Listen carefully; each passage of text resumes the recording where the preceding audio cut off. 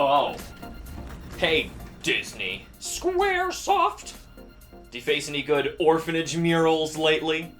Hey, those little no-good twerps had no right to paint my characters in the first place. They only got what was coming to them. You mean a trip from the most magical lawyer on Earth? Oh, right, like you're the patron saint of sharing. I bet you're demonetizing this video even as we speak for playing your music. That's not true. I can share.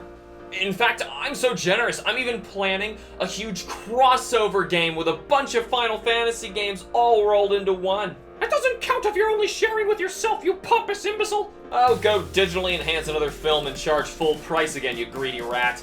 Oh yeah? Well, what if I let you use any of my characters and worlds in your crossover game, You wouldn't do it. And what if I did? Well, only if I get to develop it. And I get all the rights. Yes. The empire grows.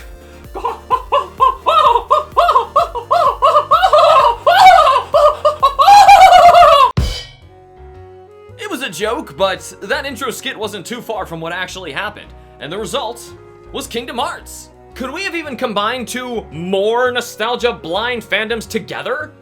Is it even possible? Oh, come on! This game is a beloved PS2 title that some consider to be one of the best video games of all time. To which I'll argue that they can't see past the shameless pandering to recognize the game for what it really is. Well, I agree we shouldn't be biased by seeing our favorite characters intermingling in ways we never thought possible before. But what would you actually say this game is when stripped of all that? Though the internet won't accept it, I say the Emperor has no clothes. But Cusco wasn't in this game. That's not what I meant, you idiot!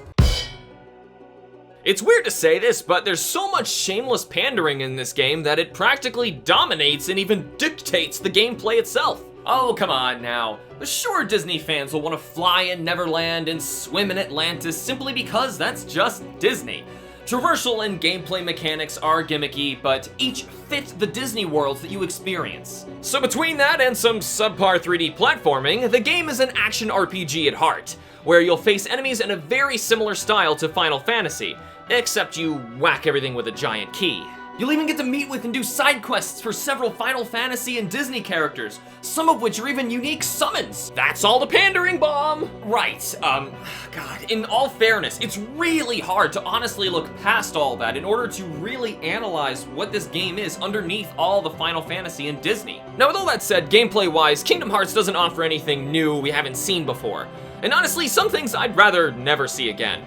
Like terrible shuffling through arduous menus while trying to use certain spells or items in live combat. Yeah, but at least the game does offer a good amount of teammate and enemy variety, even though most of it is all pandering! Yeah, though the game proudly sports its nostalgic licenses first and foremost, the actual substance of the gameplay tends to take a backseat, letting the Final Fantasy tropes fill in the gaps. If you're not a big fan of Disney or Final Fantasy, then be assured that you're missing absolutely nothing by skipping out on this game. It quite literally just wasn't made for you.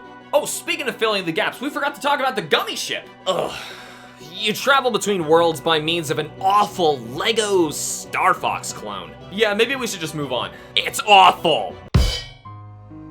People overblow the graphics of this game because of its impressive pre-rendered graphics when its actual gameplay and UI look pretty sour. But those pre-rendered cutscenes looked incredible, even today in 2020. Are you forgetting the washed out worlds? The uncomfortable character modeling, animations?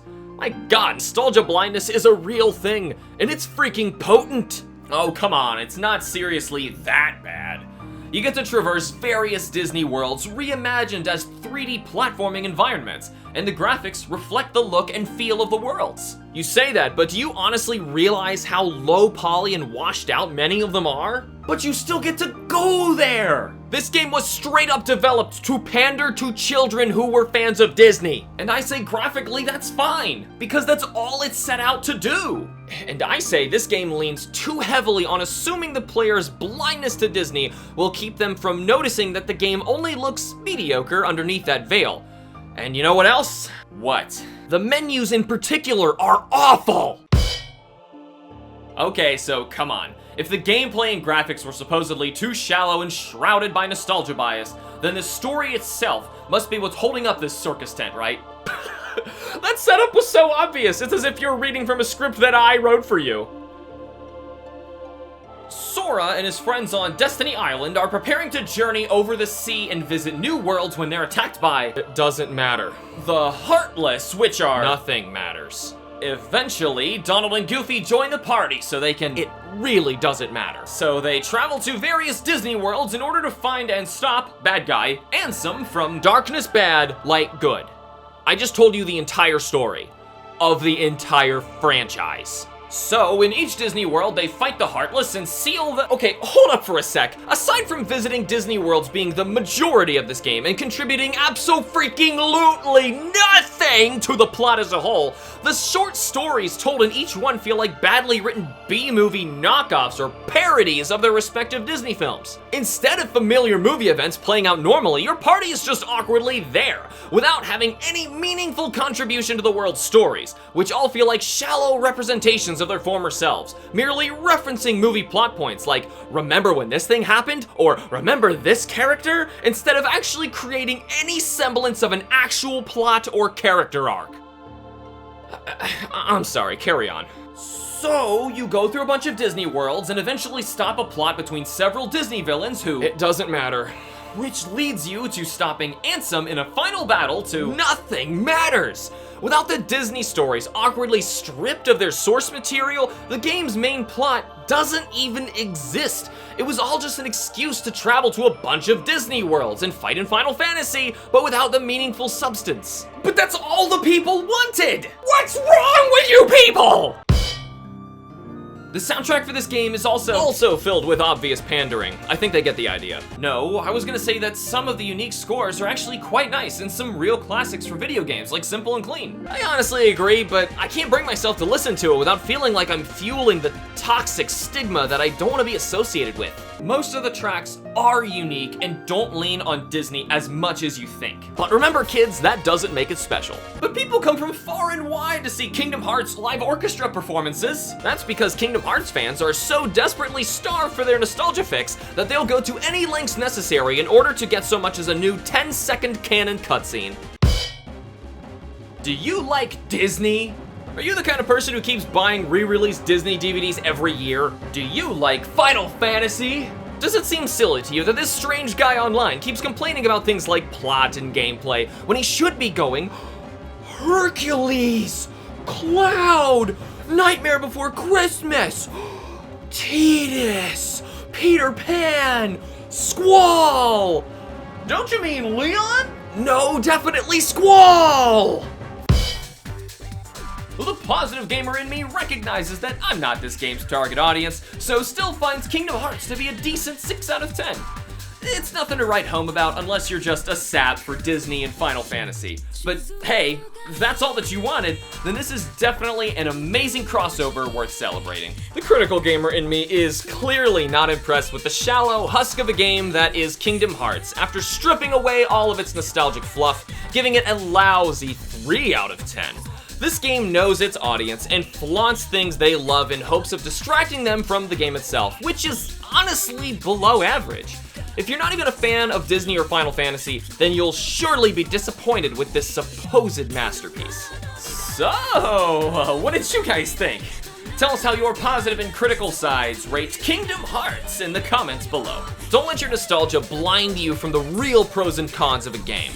Besides, if you think this game is a masterpiece just because it has Disney and Final Fantasy, then you're just playing with yourself.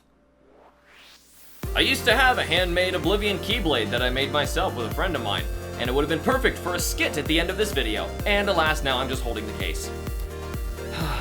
Do you have an idea for a new episode of Playing With Myself? Join the discussion over on Discord, using the new Patreon perks to nominate and vote for future episodes. This is when I would be swinging the Keyblade around. It would be really cool and stuff, and I would look really awesome. You'd be like, you guys, he's so awesome, look at Alex, he's got that thing. Patreon members get first picks, so check out the links in the description for more information. And as always, thanks to our amazing Patreon members, Atomic Thomas, Arrow, Kai, Ben, Rowan, Erica, Squad Fam, Sid, and Denny. Thank you guys so much for watching and looking at my amazing Keyblade that I made myself that's not here. And I will see you guys in the next video. For you.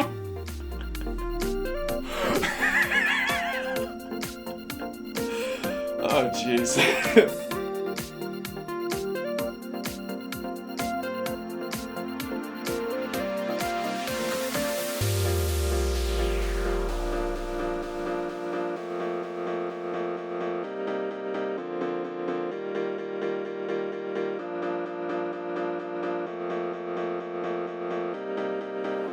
And don't hate me for having an opinion.